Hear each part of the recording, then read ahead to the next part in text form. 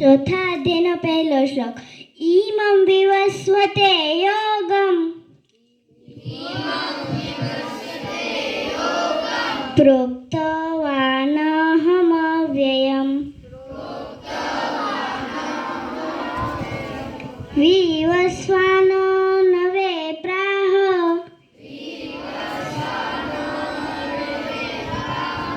મનુરીક્ષ્વા કવે બ્રવીત. એવં પરંપરા પ્રાપ્તમ ઈમં રાજર્ષયો વિદુર સકાલે નેહો મહતા યોગો નષ્ટ પરંતપઃ.